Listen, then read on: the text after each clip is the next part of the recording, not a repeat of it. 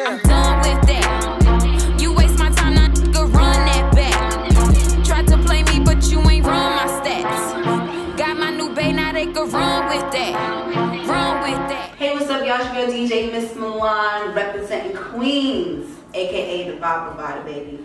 This is Mystery Girl of Mystery Girl Radio, and I'm here in New York with DJ Miss Milan. You already know it's your girl DJ Miss Milan. This is Trap. Hello, baby. So I always have to ask people when they have like interesting names, my first question is always, where'd you get your name from? Actually, it's a quirky, funny story. I was watching like this PBS special on like places you should visit, and they were like showcasing Milan, Italy. And I was like, Milan, ooh, I like that. I'm like, hey, you know, this could work out. I could, you know, build off of this. So ever since then, I just was like, you know what? I'm going as Milan, and then I just started adding the Miss to it as I became a DJ, you know, just to be like, it's Miss Milan. Like, before you started DJing, you did singing and you were a dancer as well, right? Yes, singing was like back in the day type of thing where I had like a little girl group, and I had like the girls that were like living on my block, because I grew up, you know, a block full of kids or whatever. Oh, so you were in a whole little group? Yeah, we was supposed to be like the next Destiny's Child. Like, we were so serious about it, because I was a, you know, Destiny's Child Beyonce stan. So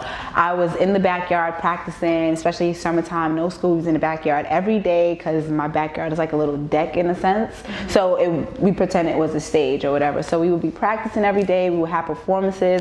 We would like make up our own little flyers and post them around the neighborhood so all the kids could come to our shows, and we would have like little concerts in the backyard. So we really like went all out. And then of course, you know, I got older, and singing is just something that I didn't feel like putting so much dedication into it, because you have to be like disciplined, in my opinion, you know, to be like a really good qualified singer, whatever the case may be. But I still wanted to keep, you know, music in my life, and some way, somehow, you know, incorporate the dancing and, you know, just entertaining. And DJing, you know, popped up. I've always been interested in it, but I've never really taken it serious until I stopped singing. And then I'm like, you know what, I'm gonna be a DJ. Like, I'm gonna be the vibe provider, if anything. 3 years ago, I took it completely serious, like quit my job, and was like, I'm gonna go full force with this and make this a career and make this thing happen. I used to bartend, and I was bartending at like this fine restaurant, so like fine dining restaurant, and I just was like, I was so unhappy, because not that I don't put 100% into anything that I do, because I always do, no matter what it is. You know, you got to pay the bills at the end of the day.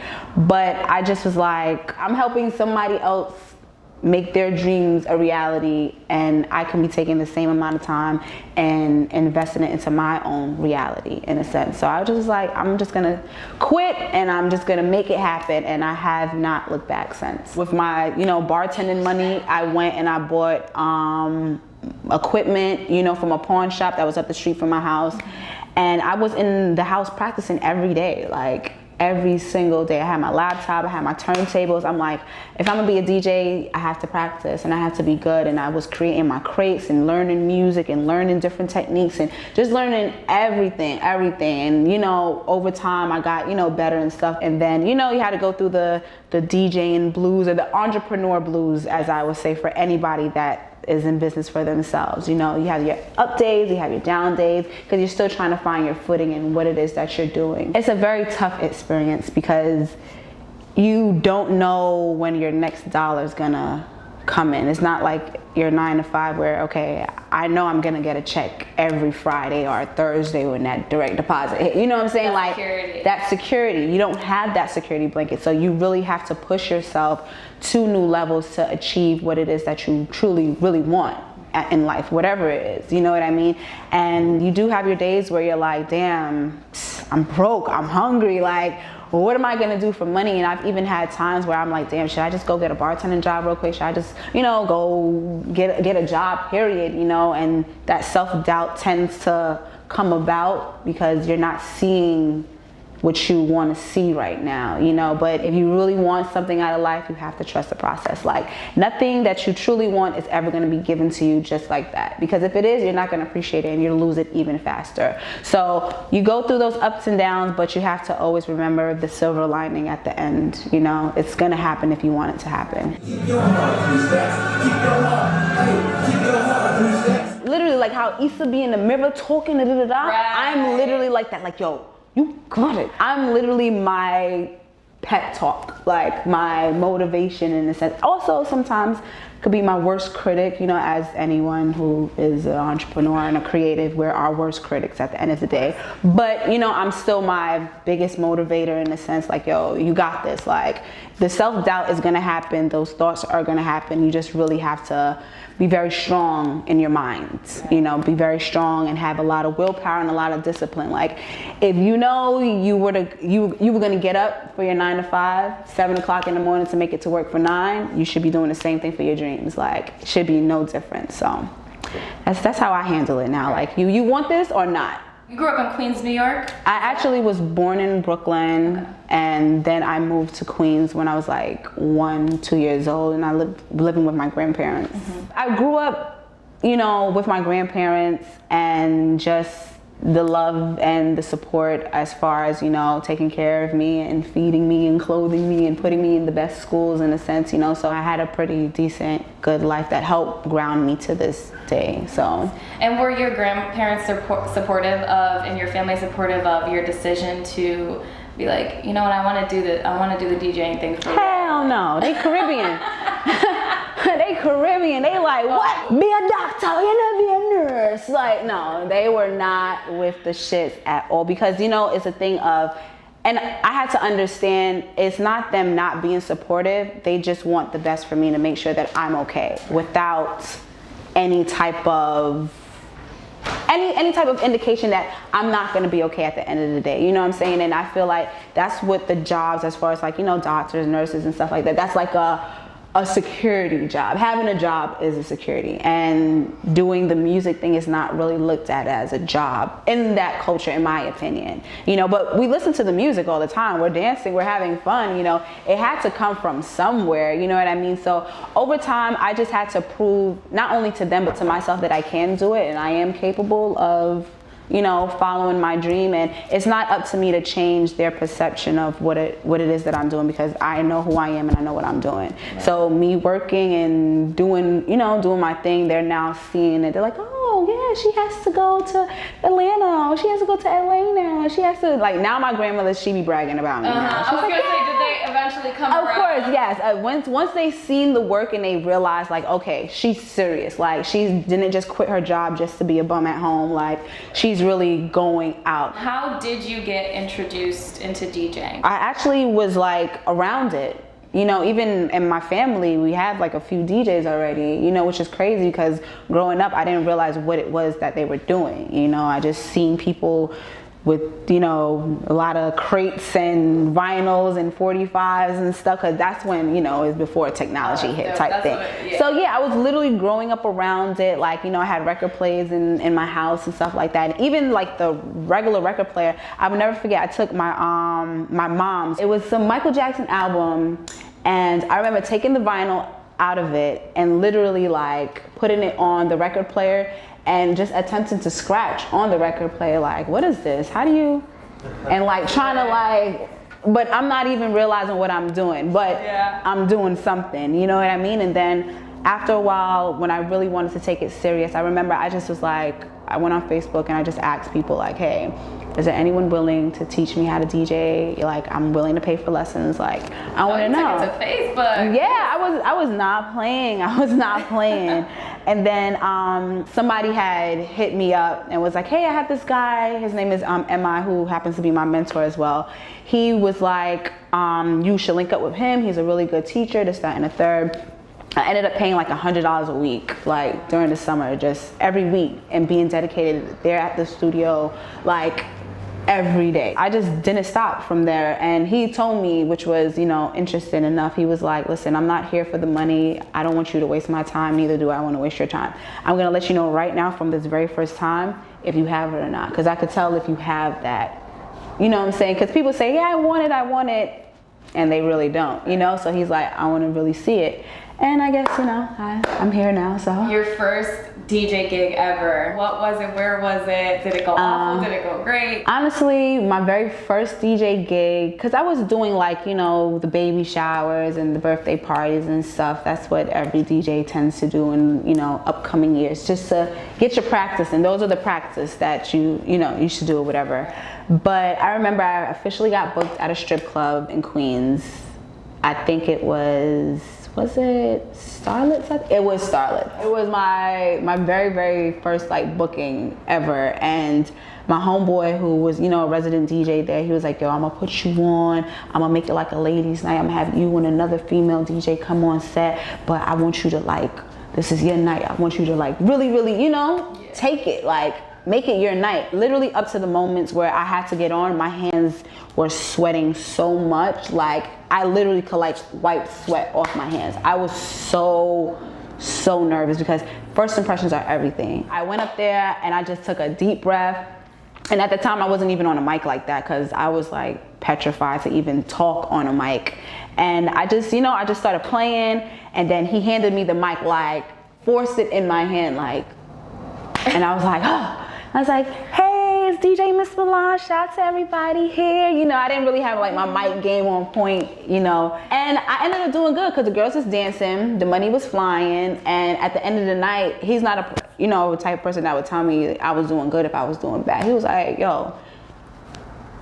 And that's all he kept saying. He just kept shaking his head like, and I kind of felt like, you know, okay, maybe I did do something. Yeah, it gave me the boost of confidence to be like, okay, you can really, really do this. What would you say is your most memorable or your like most exciting, just like one that you will never forget, like one for the books that you've DJed? Oh, definitely. Okay, so I have two actually. Okay, I have two. Because every event is amazing to me. I'm not even gonna lie. Like no matter what it is, it's always an amazing because I get to do what I love. Yeah. So. One would have to be homie Comeback Jack. He had his anniversary for his podcast, and I got the opportunity to DJ with DJ Guru, who is Chicken Man and Jay-Z's DJ. So I was hyped, and that day was just like, what? Okay, like he's touching my vinyls right now. Like those very same pink vinyls he touched, I have not played on them since he's touched them, like sincerely. So that really was a memorable moment for me because I'm like, damn.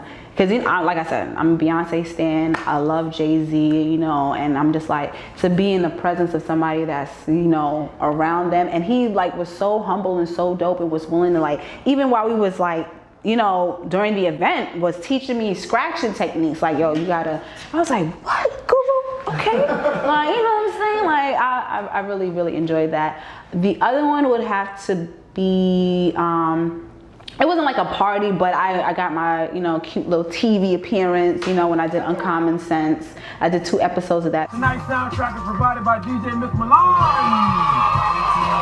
Love Miss Milan. That was like really, really dope to do that as well. And I got, you know, my exposure. I was on TV, and I knew I was doing good because the producers, they came up to me was like, you really had the crowd rocking, like you're one of the best DJs we had, and they booked me for a second one. So it was really dope, really dope. But everything else has always been an experience for me. Oh, but wait, I gotta top that one. Without this specific experience, I don't want to say I wouldn't be where I am, but it probably would have been a little bit longer then. But I gotta shout out my homie Tack. He literally gave me the first opportunity to DJ in front of this very same Charlemagne and Comeback Jack for his first year anniversary for his podcast that he had. So that booking alone is literally like where the shift started happening. So I have to give credit for that specific one all the time. What would you say is your favorite thing about DJing? The fact that I make people have a great time. Playing songs that you probably haven't heard in a while, and you're like, yo, I remember, you know what I'm saying? Bring you back to that feeling, like really providing that vibe. Like that's literally my mantra. That's literally what I'm about, who I am.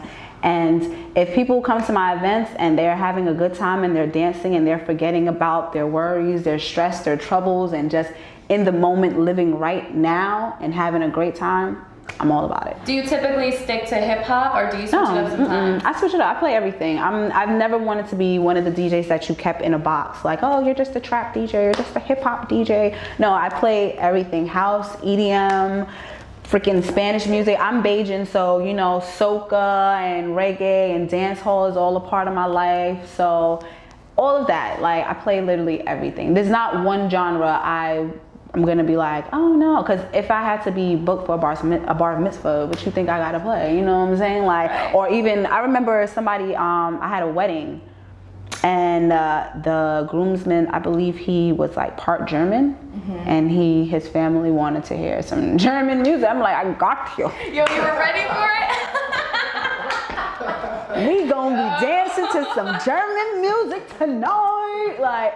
I was ready, but that's just being a DJ. You gotta stay ready. In your opinion, in your experience, has it been harder for you being a woman? And you know, DJing, more women are getting into DJing, but it still is male dominated as a lot of things are in the entertainment industry and even just in general. So would you say it's been harder for you? Have people treated you a little differently because you are a woman, like those experiences? I mean, it's like a toss up in a sense because it really depends on the individual too, because I've dealt with it even before having my manager. I've dealt with a lot of sexism. You know, guys just want to book you because you know you look good. I'm like, hey, I can play too. As far as like coming up and like, you know how to use this? No, I'm just here to just twiddle my thumbs. You know what I'm saying? But things like that. But I'm very strong-headed. I don't allow anyone to try and take advantage of me. You couldn't even if you tried, like, to be honest. So I'm very like straight to business. Let's get it done. You're not gonna stop me regardless. Like, this is already written, set in stone. I'm gonna make it. So I already made it actually. So you should invest in women. We are the lights. We are the earth, the sun, the moon, the stars. We have the ideas. We literally are amazing. Like, there's no other word to describe being a woman. Are things getting better for women in the entertainment industry, or are they getting worse, or are they staying the same? I think, honestly speaking, from my perspective, I feel like things are getting better just off the strength of women are realizing their power more and more. Like, you see a lot of women with businesses now, like online boutiques, you know, even it's hairlines, lash line, things that we need. Yeah. You know what I mean? So it's like, hey girl, I see you sis, I'm here for you. Send me a bundle or two. But other than that, you know, it's like women are really, really like taking the bull by the horns and saying, I'm not waiting. I'm not trying to be a boss's chick. I'm trying to be the boss. I am the boss. You know what I mean? Yeah. So I respect the movement, and it helps motivate me too, because I'm like, yo, I gotta get on my shit. I see sis out here moving. Let me get on my shit too. You know what I'm saying? So I really appreciate the women that are out there. Do you think social media makes it harder for women? It puts more pressure on women to be a certain way or look a certain way, or feel like they have to be and look a certain way to be successful? Yes. It's literally like a freaking boarding school. Like, all the women are uniforms, you know what I'm saying? We all, and it's not to knock the women that do choose to, you know, go get your body done, you know, wear weave, wear contact, you know what I'm saying? Do what makes you happy at the end of the day, but know who you are. Know that none of that defines you. So you shouldn't be looking at an Instagram model and thinking, damn, I wish I was as pretty as her, because you damn sure are as pretty as her. You know what I'm saying? Just because she has thousands of followers and thousands of likes doesn't make you any less than she is. You know what I mean? So I try to really promote that as well too. And that's why one of the things that I like to do is, you know, be myself, because we're not perfect. No one in this world is perfect. Even the girl that you see on Instagram that has this super lean body, and she's just like, trust me, she probably has a lot of issues when she goes home, and that's what it usually is. So I feel like women just have to concentrate on loving yourself within, and it's gonna just show on the outside at all times. You shaved your head. Yeah, I did. You was flexing on, I think it was Twitter. This is a wig, you know, it's growing back until it's cold, so I gotta put these wigs on. What made you decide to do that though? One, it was a spiritual thing for me, and two, it was just me coming into my own, like hair, makeup, clothes, nothing defines who I am on the inside.